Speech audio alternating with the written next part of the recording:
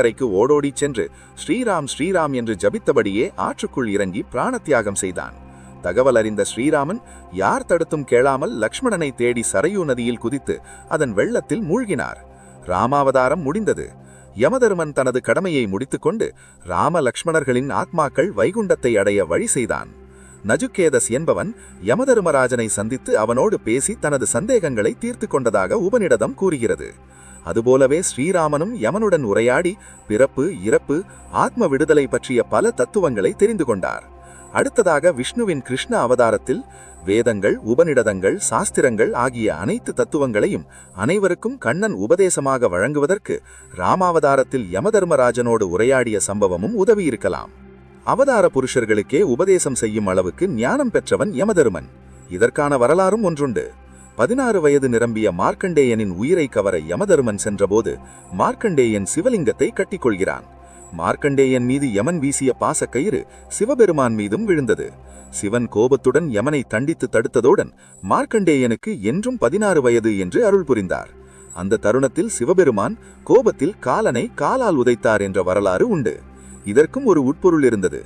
நீதியும் நேர்மையும் தவறாமல் சத்தியத்தை காக்கும் பொறுப்பேற்ற யமதருமன் அதற்கான மனோபலம் பெறுவதற்காக ஆதிசக்தியை குறிக்க கடும் தவம் இயற்றினான். அம்பிகை தோன்றி அருள் புரிந்து அளப்பரிய ஞானத்தை நல்கினாள். ஆதிசக்தியின் திருவடிகள் தன் மார்பின் மீது பட வேண்டும் என்று விரும்பினான் யமன். காலம் வரும்போது அது கைகூடும் என்று கூறி மறைந்தாள் ஆதிசக்தி.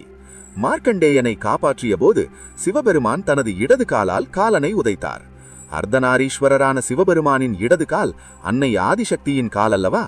ஆக யமன் வேண்டிக் கொண்டபடியே அன்னையின் திருப்பாதங்கள் அவன் மார்பில் பட்டது. ஞானம் வேண்டி யமன் செய்த தவம் பூர்த்தியானது. பல்வேறு யுகங்களில் யமனும் சில அவதாரங்கள் எடுத்து அருள் புரிந்ததாக புராண வரலாறுகள் உண்டு. மகாபாரத காலத்தில் யமதருமனின் அம்சத்தில் தோன்றியவர்தான் விதுரர். அவர் கூறிய நீதிகளும் வழிகாட்டிய சன்மார்க்க வழிகளும் விதுர நீதி என்ற நூலாக நமக்கு கிடைத்துள்ளது. பாண்டவர்களில் மூத்தவரான தருமமும் குந்தி தேவிக்கு யமதருமனின் அனுக்கிரகத்தால் பிறந்தவர். எந்த நிலையிலும் தர்மம் தவறாது அரசு புரிந்த யுதிஷ்டிரர் யமதருமனின் அம்சம் என்பது குறிப்பிடத்தக்கது. யமன் என்றதும் மரணம் என்று பலர் சிந்திக்கின்றனர். பாசக்கயிறை போட்டு உயிரை எடுத்து நரகத்தில் தள்ளும் கொடிய தேவதையாக நினைத்து பயப்படுகின்றனர். ஆசையிலும் பேராசையிலும் மூழ்கி பொன், பொருள், புகழ் ஆகியவற்றை நம்பியே வாழ்பவர்கள் மரணத்துக்கு பயப்படுவார்கள். மரணமில்லா பெருவாழ்வு பெறுவதற்கு தவம் செய்பவர்கள் மரணத்துக்கு பயப்படுவதில்லை. யமன் எனும் தர்மராஜனை அவர்கள் தரிசிக்க விரும்புகிறார்கள்.